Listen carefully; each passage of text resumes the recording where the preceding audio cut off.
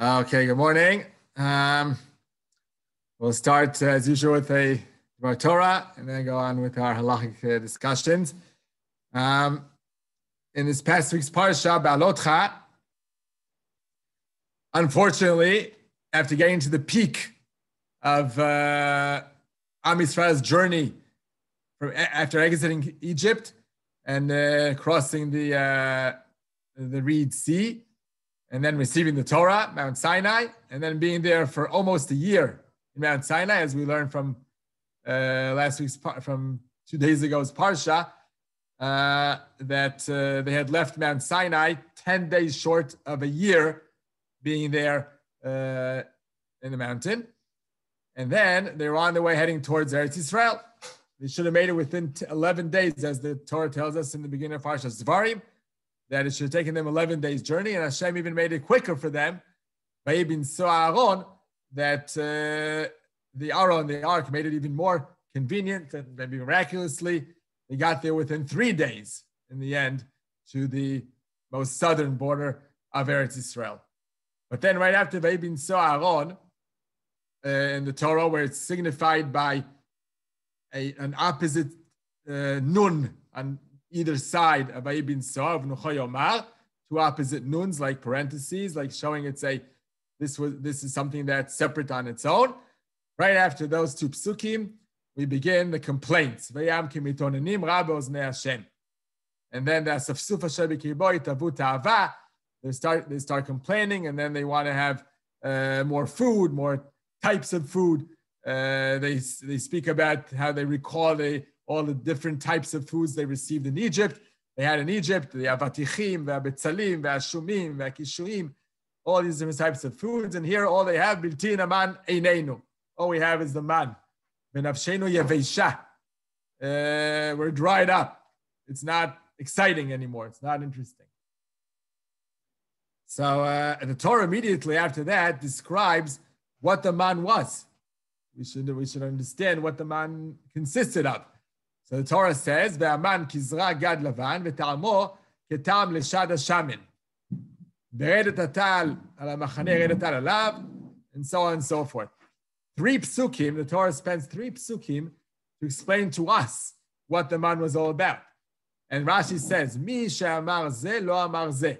Those who previously in the psukim before had complained about the man weren't the same ones who weren't the same people who speak about the description of the man. It's of course Hashem ichtiv b'Torah sheyidu banav reu al ma mitlonim elu. Hashem decided to write these psukim to describe the man in order to show us, to explain to us what's going on here. Why are they complaining?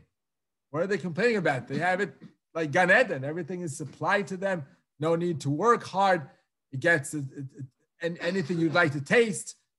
So what's there to complain about? And then they ask for meat, and then they die. A lot of them die by overeating the meat. So as I was learning it last week, an idea came up to mind that what the Torah is trying to tell us here, and the way the Jews in those days in the desert then reacted to the situation, is that there is what we call a routine. And routine many times turns out to be boring to people. They like to change many things in their lives in order to make it more exciting. Especially in our days, it comes really from the physical matters, but it really turns into an emotional and even spiritual state. The idea of chat pe'ami, that everything in today nowadays you don't give it its importance. We use it once, twice, throw it away. We don't care so much.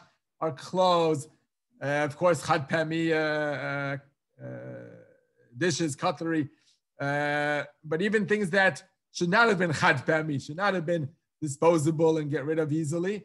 Extra food we throw away easily. All kinds of things. The idea is that we less appreciate what we have. And we're looking always, not all of us, of course, there are those who look for excitement, who look for changes, for variety in life, which can be dangerous because there's a lot of things in our life that have to be routine. Firstly, it's the avodas Hashem. 3 times a day or twice for women, we daven, and it seems to be the same davening, and it could turn boring. And then people feel, why is this over and over again? And they want to switch and they want to say something else instead. And, or nothing. Yeah, when it becomes, too bad. Anyway, so that's in the spiritual world and so, things of that sort. You could be at work that a person feels bored going day in, day out to doing the same thing in the same job. Instead of finding forever, even the Maaseh Bereshit, that is scientific, that is natural, nature, which seems completely routine and the same every single day, repetitive every single day. The sun rises, the sun sets, the moon comes out, the stars come out, the planetary grows. Everything seems very, very routine and mundane. Yet, you must find each time, every once in a while, a new angle. What's that?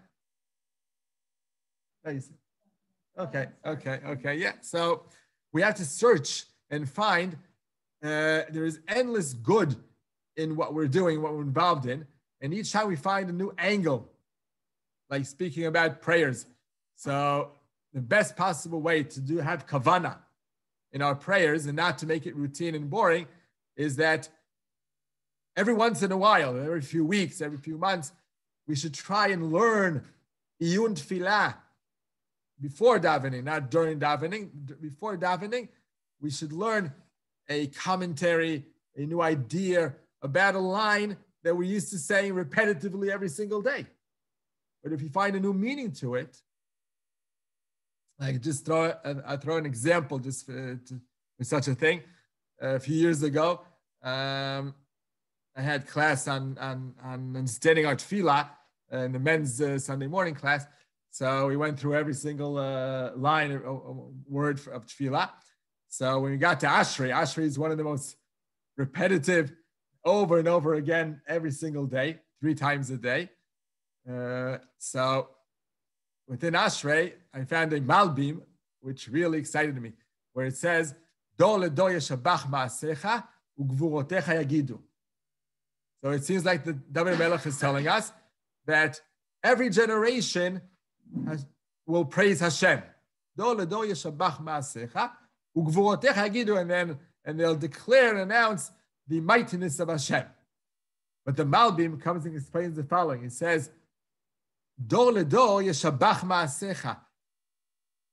From generation to generation, the people, and you could call it today technology, gets more and more sophisticated.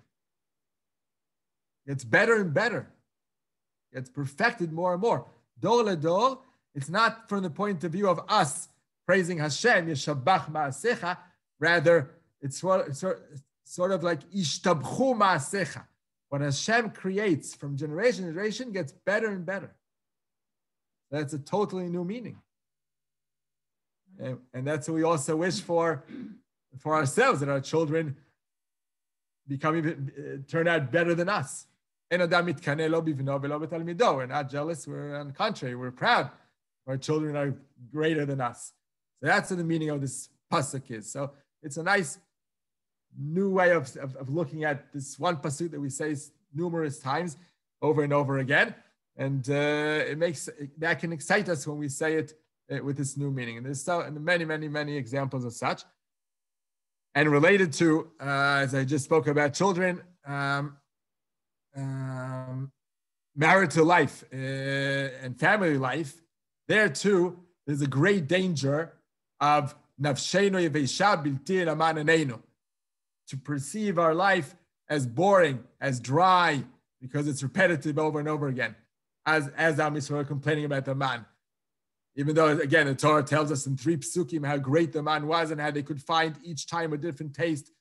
And it was just given to them by Hashem, and there's so much to appreciate. But they didn't see that angle. They weren't mechadesh betuvo bechol yom tamid, to find a new angle, to find a new point to appreciate about that same exact traditional situation. So immediately connected to that complaint of Am Yisrael about the man, it says, "Vayaret Israel boche lemishpechotav, ish petach ha'olo. Vayichar af Hashem me'od, uve'inei Moshe ra." What is boche lemishpechotav? They were crying over the man. Yeah, imagine what's going on. the Gan Eden of having a man, they're crying, why do we get this this dry food? But what is the mishpechotav? So it says Rashi, first interpretation of Rashi is that they were crowding together and crying, meaning they made a public scene out of it.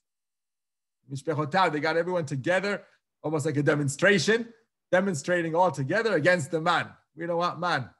Get rid of it. We want meat. We want actual food. But then the second pshat of Rashi is much more scary than that. The same pshat of Rashi is, Bochele mishpechotav, they were crying over the fact that after having received the Torah, they were denied of marrying within the family. Boche lemishpechotav. Had nothing to do with the man. Nothing to do at all. The man was like an excuse to cry over something, but then they really got out what they really are bothered with, that they can't intermarry with close relatives, arayot. Now this means that so what's the connection? How did they connect the man to Bochele Mishpechotav, to the arayot?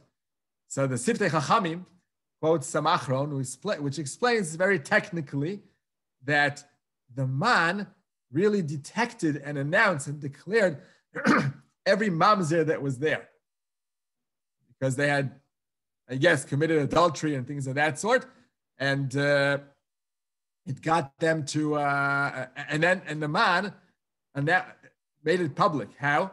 Because each and every tent received the amount of man exactly according to the family members of that tent. It fell like the size of a seed, kizra gad lavan, like a seed fell exactly the amount of seeds for each family member of that tent. Now imagine if there was a woman who committed adultery and had a child from a different man, which wasn't her husband. So the child that she bears from that is not really this family's child. At least halfway belongs to a different tent. And then the man, exactly, exactly. The man made this all public because her tent didn't receive. Yeah, that's very scary. So they were crying over the fact that the man told everyone what's going on. So that's his explanation of the connection between Bochel and Shpechotav and the man. But I thought, according to the idea we said before, that they were crying over routine things. They want excitement. They want always a variety of things in their life, and they don't like the day-to-day life. So you could also say this about family. What is the idea of arayot? As Rashi explains, that they wanted to be allowed to marry within family and all that. That means also not to stay. Arayot also includes breaking marital life. And that's, again, they want to break the routine within their family life. They don't want to remain with the same spouse all the time. Let's have a variety. Let's try things out in different ways. Chas v'chalila. So it's the same idea. If you're displeased with your routine life, so you get bored of your spouse as well. And unfortunately, very unfortunately, nowadays, due to this general feeling of chad pe'ami, that we take things very lightly, we don't appreciate what we have, and we very easily throw things away. we buy new and we use other things and we dispose of this and that. So the same goes for marital life also. It's a very easy button to press and just divorce and find a different one. It's boring. So that's the idea that that the Torah is trying to tell us. That one always has to search. One has to search what something new I can find in my wife's or husband's personality that I haven't discovered yet.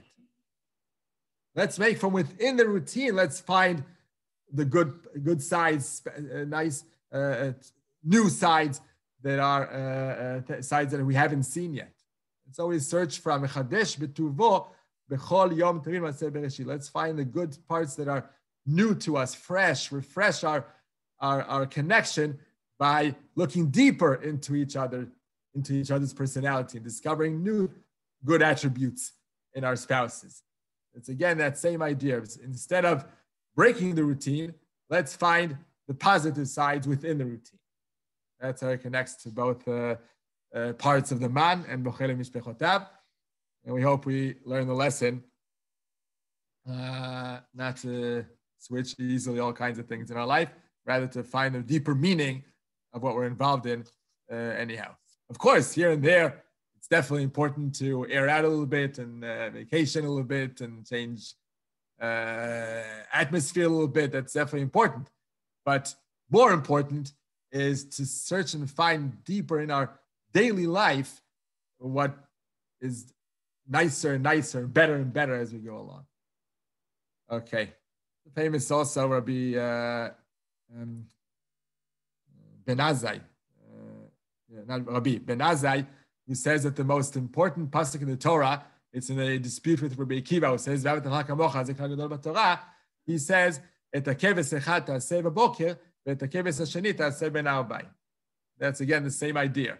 Routinely, every single day, sacrificing those two sheep that shows us that we find the greatest accomplishment in our life as we live it routinely, and we are excited by our routine and not dafka changing things all the time. Okay. Hilchos Brachos. We've covered nicely the Mezonos versus all kinds of mixtures of things that we're not going to repeat. We've done that quite well. This time we'll talk about the actual types of cooking foods of only Mezonos, not a mixture. A food that's only Mezonos, or is it not?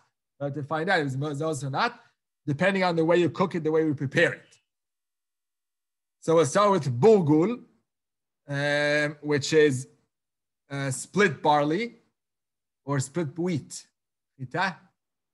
It's chita, right? Wheat, split wheat, or whole grains of wheat. Chita mevushelet or bulgul. So what makes it mizonos or remaining ha'adama? Because after all, wheat grows from the ground, so it could have been very pri-adama. On the other hand, we know that if we grind it, make flour, and we bake it, so it becomes mizonos. What's the turning point when you prepare the actual grain of the wheat to make it mizonos versus to remain ha'adama as it grew? So it goes two ways. Firstly, if it's split, like you have grisim, that is barley. Grisim is barley. So we have the split type and the whole. The moment it's split, no matter what happens in the cooking process, if it sticks to each other or not, even if it remains very separate, the grains remain very separate after cooking, it's still mizonos. Because now you've cooked the grains of wheat or barley, and since they were split, so it's no longer the way they grew. They don't grow in the ground split. It changes its appearance, changes its entity. And it was cooked, not just, we spoke about this a while back, that granola, which is also made from the 5 grains from oat, since it's not cooked, rather roasted, the grains are roasted, so no matter if they're broken or whole, they do not become mezonos, because it has to be either cooked or baked in order to bichlal come into the category of mezonos, enter the category of mezonos.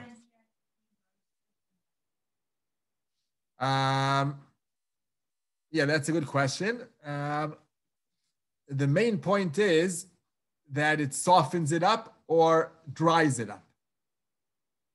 In baking, you have the idea of, is that always true? No, it doesn't soften it, right? The texture of baking. Yeah, but there's also difference in baking and cooking. No, of course. No, bishul is definitely with water. I would think for almost, you put it in the oven. You don't put it on a hot, like to me, something roasted would be on a very hot temperature, like something like that, like because you would like roast on a barbecue, right? But in the oven, you're baking. Right, but it remains dry, right? No, I would say baking, you're right. Roasting and baking for a granola is the same idea. It just remains the exact same grain.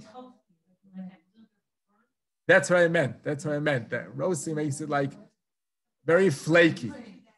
You could do that baking also. So from that point, no, you're right. From that point of view, it's the same. Doesn't matter if it's in the oven or on top, on the stove top with on a pan, or if it's grilled, whatever. That from that point of view, you're right. It's the same idea. What I meant baking is when you have flour and you bake it as a cake. That is mezonos, because you don't. That for sure is right. That's what I'm saying. Right. The word kalui here.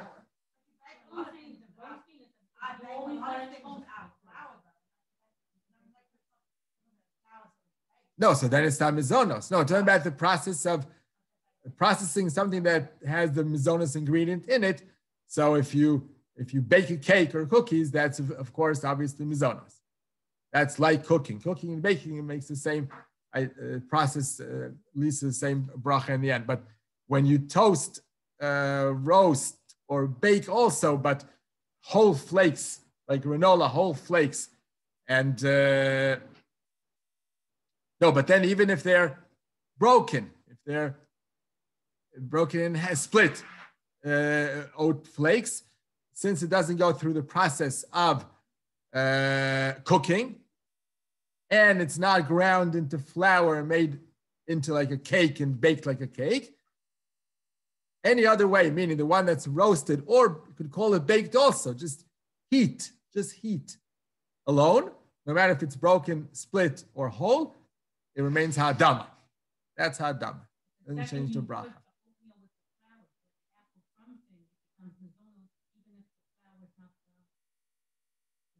Right. That we've said previously with the mixtures.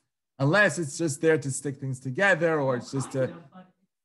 That goes back to our discussion of previous weeks. Yeah. Now that's a separate issue. Why is the ingredient added? For what purpose is it added into the cake? That's a separate issue.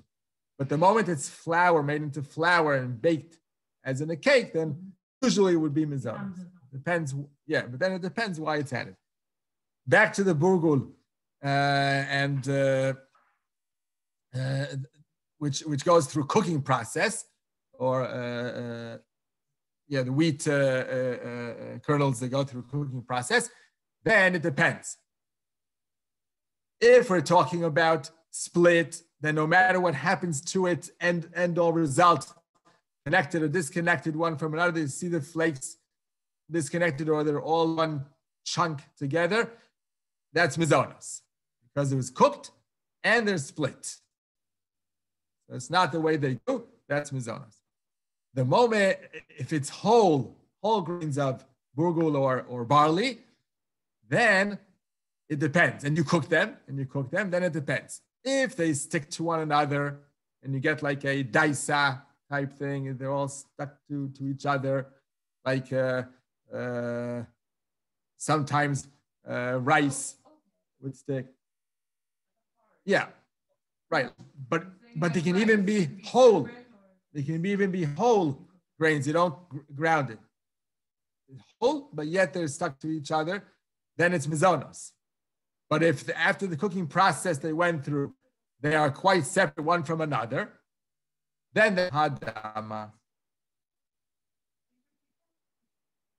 When they're whole, then we can consider it as hadama because that's the way they grew. That nothing changed in the grain, even after it was cooked, to make it different than the way it grew. So it should really be hadama. So I'm saying, but there are two conditions. A, that they're whole grains and not split. Bugel is usually split.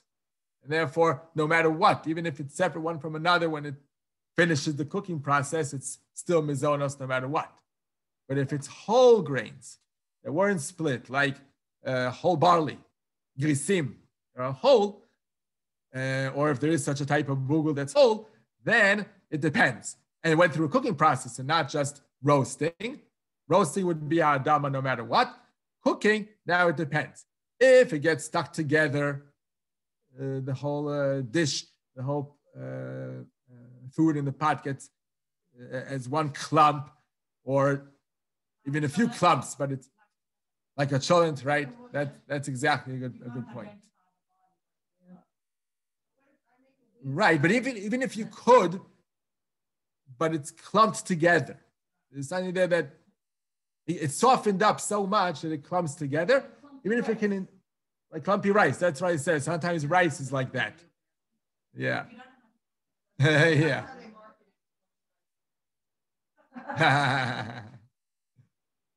Right.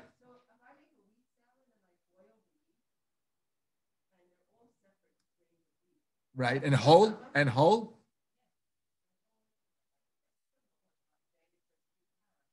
Chitas, it's probably whole, right? No, because brugel is already split when you buy it from the package. It looks whole.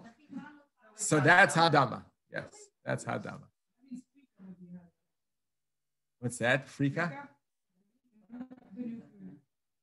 The new food?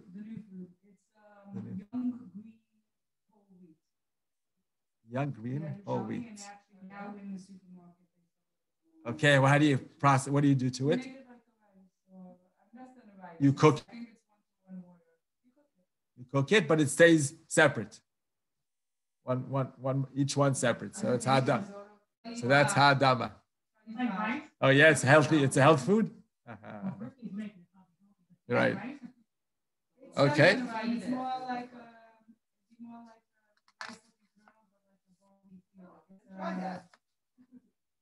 Okay. It's very high in protein. It is. Is that Africa? No. Yes, you told me, but I saw now that two sells it in the bags on the supermarket.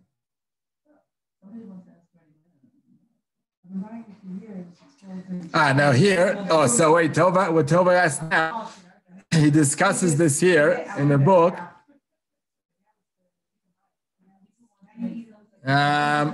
He says like this, so this is something to be aware of. There is the external klipa, the peel, the chaff, it's called chaff, that surrounds the grain itself, the seed itself, is also part of being whole. So that's normally it remains on it when it's whole wheat. When it's whole wheat, it remains with the chaff on it. But when it isn't, then they they peel off the chaff from the seed. Now this is again it's a complicated situation. Is this considered whole or not? Is this like splitting it because you're removing part of the way it grew?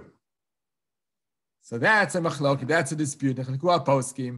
Whether this is, yeah, I don't think I'll be able to tell on it if it's what Pastor went through. I would say if it's sweet, what? So he's saying like this: if it has, No, roasted is Adama. Oh, even more so. Right. That's definitely Adama. Right. No, but you said, wait. But you said you cook it. No, but what do you do to it in your house? So you're cooking it, so it doesn't. No, but if you buy it and it was already roasted. Yeah. It doesn't matter. If it gets cooked after roasting, we don't have the concept en bishul achar afiyah by brachos. Okay, so that right, but it has nothing to do with the fact that it was roasted. It's irrelevant, yeah. But it rains adama, providing that it's the whole grain, including its klipa, the chaff over it, into a soup, but still remaining separate one from another. Yes. This Greek grain is actually an old German soup that we. Aha.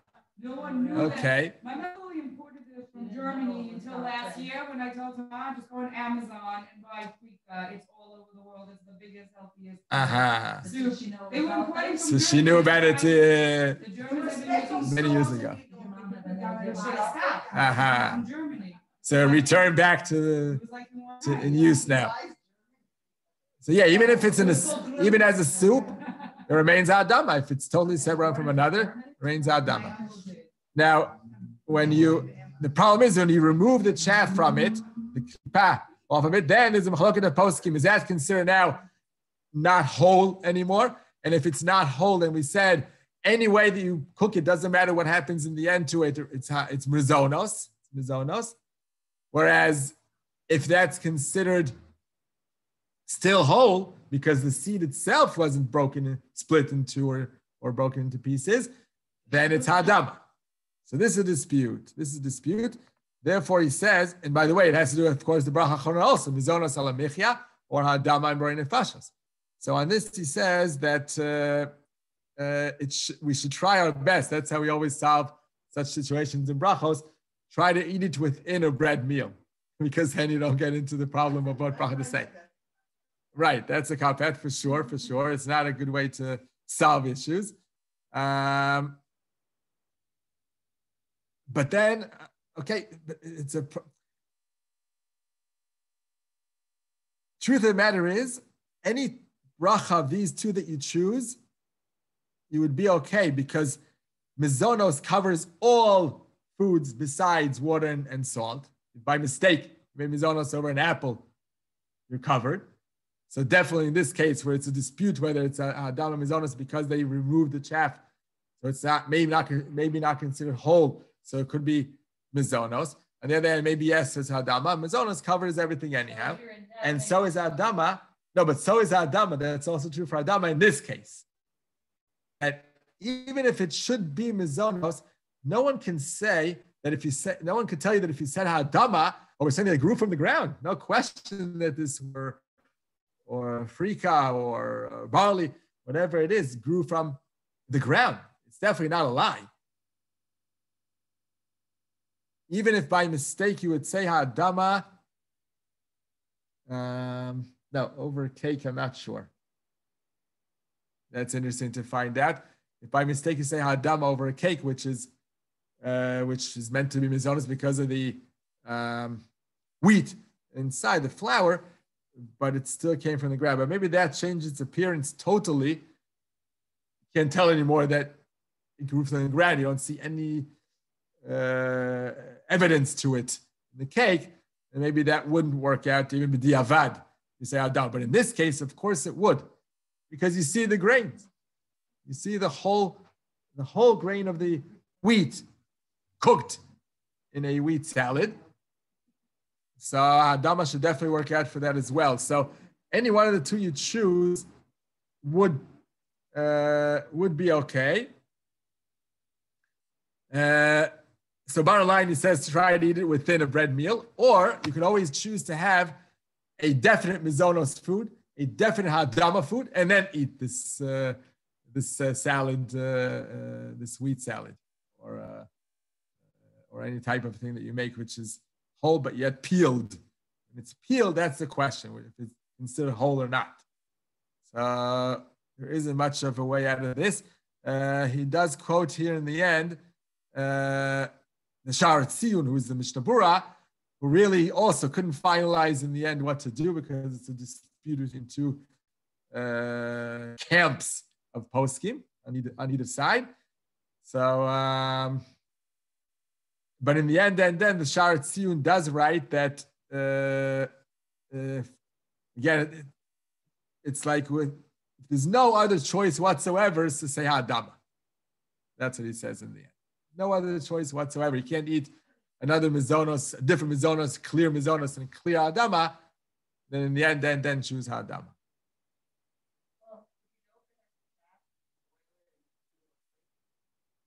That sort of float up. But then but if that happens, then again got peeled off from the grains, so it doesn't help you anymore.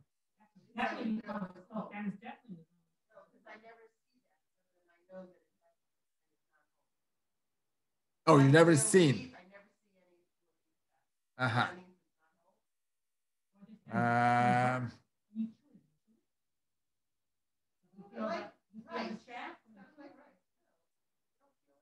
You feel just the grain, yeah.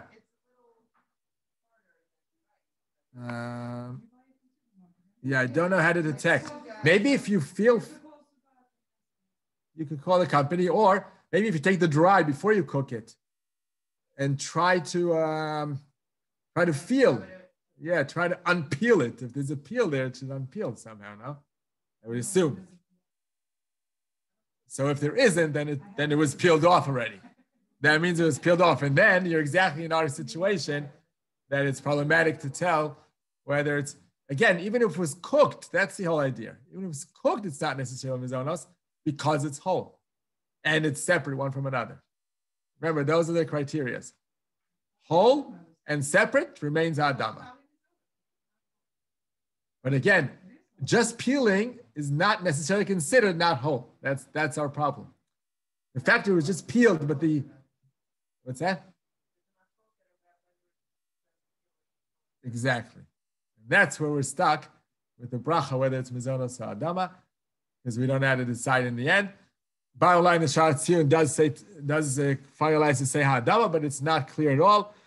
And I would think the Sha'ar Tziyun just says it really no other choice. We eat it. We don't know. People's houses, we see. What do we say? We're in a restaurant. What do we do? So I'm saying like this: if you're able to eat a separate food that's definitely Mezonos and separate Ha'adama, that's the best. Or within a bread meal, that's the best. If you're unable to do all that, so say Ha'adama. Unless one thing here comes up into point, if you see them just a little bit stuck to each other, even just a drop stuck to, like we said before, that even when it's whole, totally whole, but since it was cooked and got clumped together, then it's Mezonos. So if you just see a little bit of stickiness to it, not like a real clump, which is a definite Mezonos, but here it's just a little bit sticky, that's enough to reverse the bracha to Mezonos dafka. Don't choose Ha'adama, then choose Mezonos. Because we said the moment it becomes clumpy, then even if it's whole, it's Mezonos. So in this case, now clumpy means really stuck to each other. In this case, since we're uncertain to begin with, even if they're separate one from another, it could be Mezonos because they may not be whole, but since we're not sure because the seed itself is whole, just the chaff was removed, so it may be considered whole, and then it's Ha'adama. So the moment it's just a little bit sticky, you see the stickiness a little bit one to another, that's enough to make it a clear Mezonos because of this suffix situation. So it moves you to the Mezonos. Not whole is definitely Mezonos. Sticky is definitely Mezonos, right? Even whole. And the peel is the question we have with the not able to decide which bracha. Kasha is broken. Yeah, that's Mezonos. No question. But also you're eating it with the varnish. Right. Wait. Kasha itself is kusemet. It's not kusmin. It's not one of the 5 grains at all. That's Ha'adama to begin with. That doesn't matter if it's whole or split. No connections, not related. As long as you see, if it got totally mushed, you can't tell that it's kusemet, then it's Shehakol. No, then it's Shehakol. That's, yeah.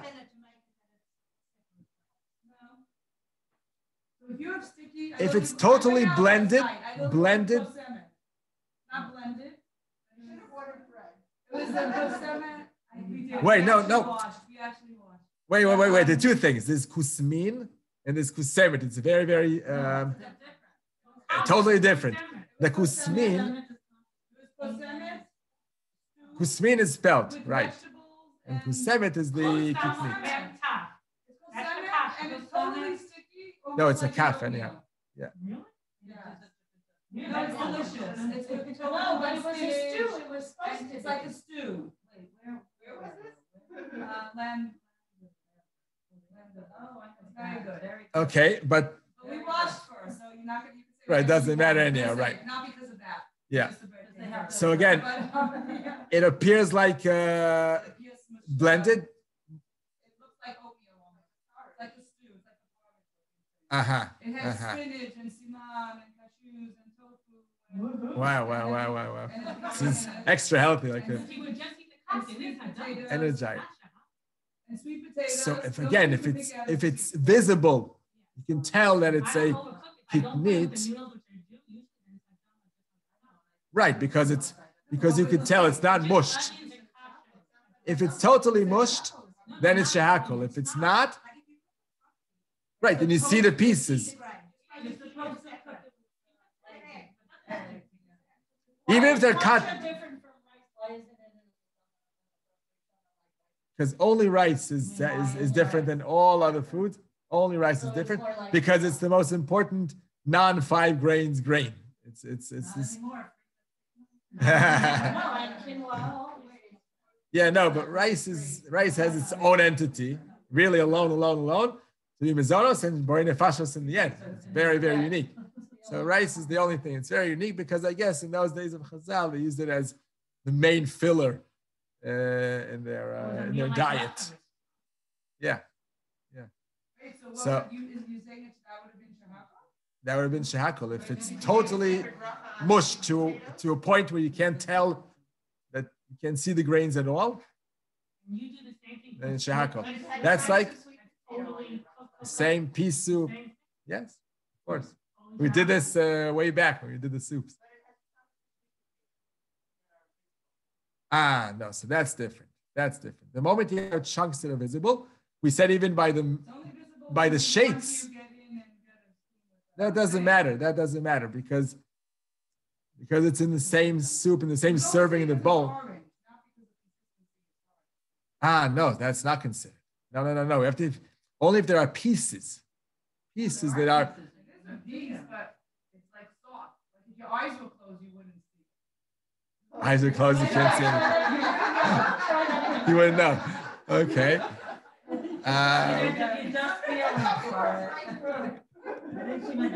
No, if it needs. No, I'll explain. If you feel chunkiness like a piece. Okay, if you feel an actual piece that you can't swallow without chewing it, that's considered already a piece, and that makes it hadama. Then the entire soup or stew or whatever becomes hadama. That's what we did.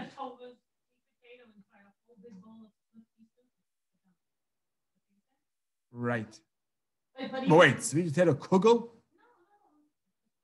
A soup that's only sweet potato. Right, because, but actually it's not mushed of the same type of vegetable. These are the peas, and this is the sweet potato. So you have like a chunk of sweet potato.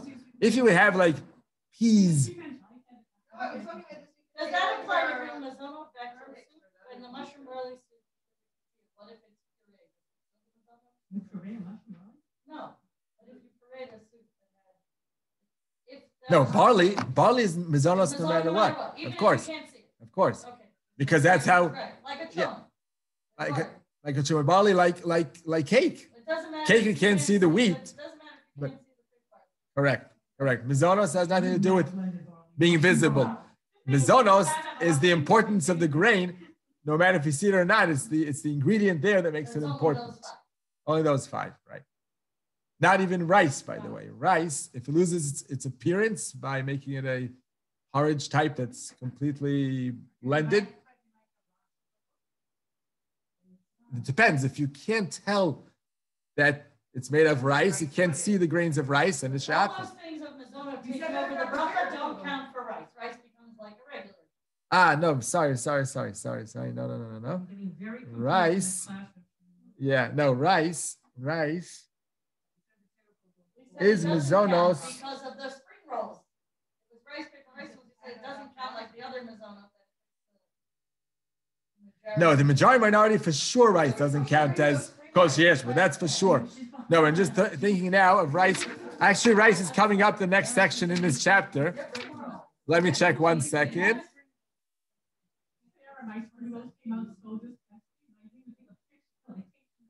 It looks so bad. Okay.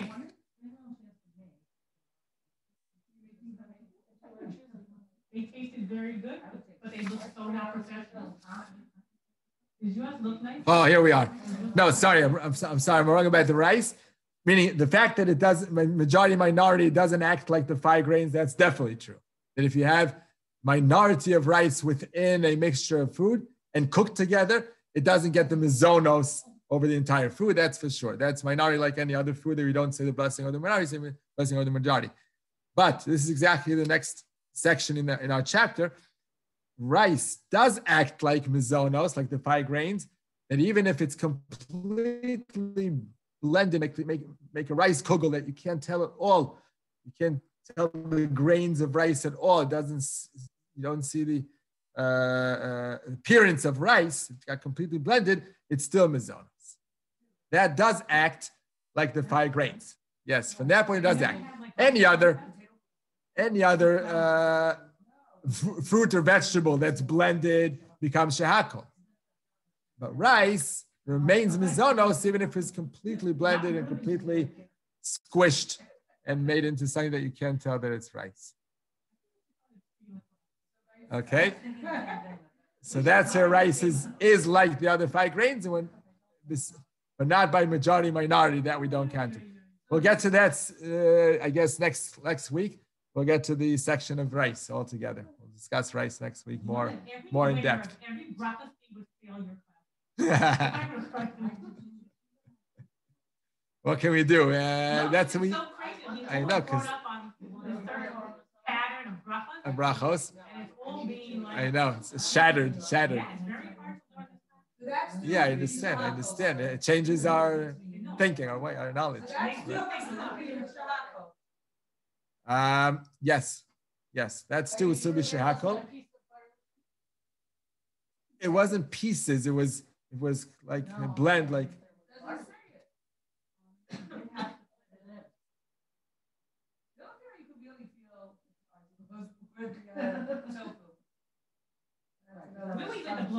No, that's tofu is anyway shehakol, so.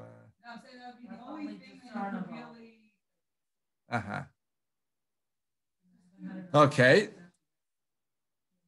So again, so back to the Tova's salad, wheat salad. So the final bracha would be like this. If we let's assume that it's peeled. Let's assume that it's just the grain. There's the seed, it's peeled. Now and it's cooked so that now we're entering the situation of mezonos versus ha'adama, because if it's whole, it remains ha'adama. If it's considered split because it was peeled, then it's mezonos. That's the situation we're not sure of.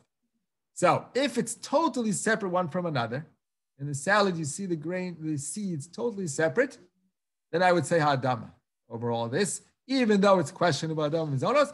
But the Sharat Tziyun in the end then said, go for ha'adama on this. But if there's some stickiness to them, even if it's not a mush together, it's all really stuck together, but it's some stickiness one to another, then it's definitely safer to say mezonos in that case. That it would depend exactly on that situation. Very, very slim difference this or that. But that's how I would finalize the idea. Okay. It's never? It's always separate? So you'd say Adama. I would say Adama. Right. Right. Okay. Okay. So that's why we're here. Right. That's why we're learning the stuff. Right. But then he also mentions in the footnote here something interesting. If let's no, one more point to add to that.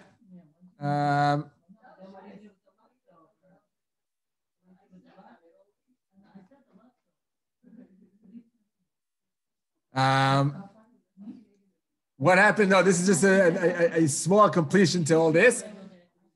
What would happen if within within the grain, the seeds that were cooked, the peeled wheat kernels that were cooked, and some of it got stuck a little bit to each other, and some of it not. What do we do then? It's not all stuck together. On the other hand, some of it not. So definitely we shouldn't be saying Mezonos on the sticky one and Adama in the other. Yeah, sometimes parts get clumpy and the other parts are separate. Okay, so what happens then? So of course you don't say two separate brachos. It's the same exact food. It's the same exact food. So we can't say now on the part that got sticky say Mezonos, and the part didn't say Adama. Of course not. That's impossible. You wouldn't do that. It's the same exact food, and we're not even sure to begin with what the whole bracha for all this is. It's a complicated food. So the answer to that is our famous answer. No. No. Our famous question when you have mixture of two foods of two different brachos. Rov. Go by majority, right? But the majority of the final product is sticky, then you say Mezonos over the whole thing, and the majority is non-sticky, then you say Adam over the whole thing. Because they got separate, or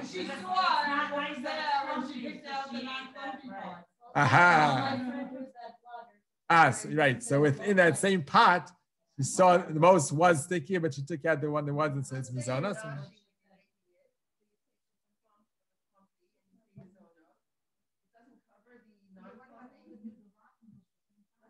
Yeah, that definitely would, because the moment you've said each of these brachos separately, you definitely cover the rest, because it's not a certain thing to begin with to say the other bracha. It's all suffix. So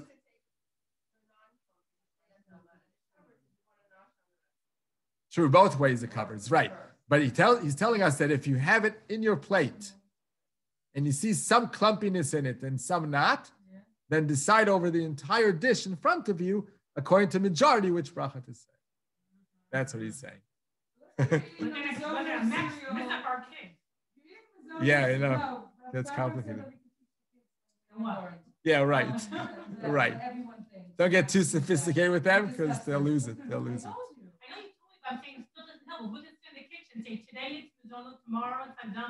It's confusing. It's very confusing. But that's the accuracy of brachos. That's how it's accurate. It's true, but there's someone to base, right? If they're not of age to absorb all the differences, and there's someone to rely on, like in this case, definitely no question, whichever bracha you make, Adam Mezonos, in this peeled seeds of a grain, of the 5 grains. In this case, any way you choose is okay. So now to go into these details, that if it's a little bit stuck to each other, and it's a Mezonos, if it's not an Adama, and if it's rov, majority yes, minority not, get into all those details for the kids, better not at a certain age. Of course, when they're more ripe to absorb all this and get the details, and of course teach them the right thing. But as they're growing up, to confuse them with all these details, it wouldn't be yeah. I think we're set up okay now, but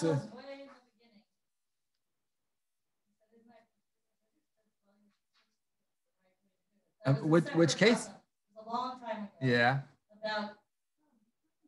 No, No, when there's but so we were many saying factors this to could determine. confuse the children, and you said they should know the right way. Yeah. It No, wasn't about that. It had to if do it's with very whether clear. they could say whether they should say a bracha, and whether you could say amen to their bracha that you should say. Ah, Way that, back yeah, when. right. No, I Right. understand. If there's factor 1 to 10 in order to determine it, and they're not gonna be able to do it, then just teach And them it's the right ways. anyway. And it's Exactly. not wrong. There's who to rely on. The other way was you were doing something wrong. Exactly, completely wrong. Yeah, I remember that. I remember they discussing that point. Yeah, but this was something else. This was something specific, but I guess that would be wrong. So that's the Right, exactly. Now, what happens if you're eating a cold cereal? This is a stupid question. I'm sorry. Yeah. It has Mezonot and Adama, 2 different cereals that you mix together. Okay, so that wasn't cooked together. We said only if it's cooked together, then it's one bracha. It's only mizonos. It wasn't cooked together. You look at majority, you look at anything where you make 2 brachot. So truthfully, you should look at majority, but by mizonos, even if it's the minority, it never gets nullified. Right. It doesn't take over the bracha because it wasn't cooked together. Had it been cooked together, it would take over. So you say 2 brachot. If the majority is mizonos, then obviously not. That's what we spoke about your question with the cheesecake. Meaning, if you see in front of you, the majority is the cereal that's hadama or shehakol, let's say. Minority is the cereal that's mezonos, then you say shehakol or hadama over the majority. Then mezonos. No, actually, you should do the opposite. Mezonos goes first. Mezonos first, and then hadama or shehakol. And may have in mind not to cover with the mezonos, not to cover the rest, because mezonos covers everything. So you're saying 2 brachot, but then take onto your spoon in the beginning that type that you're saying the bracha over now, and taking your spoon the second time the type that you're saying the bracha next. That's how you do. You can have 3 brachot, right. Sometimes you have 3 brachot. If it's hadama cereal, mizona cereal, and the milk, if the milk is not just to wet the cereal and add flavor, it's really to drink milk, then you have 3 brachot there. Okay, so we'll stop here. Zat Hashem. Next week we'll continue more details about rice, I assume. Okay, Kol Tu, very welcome. Thank you very much.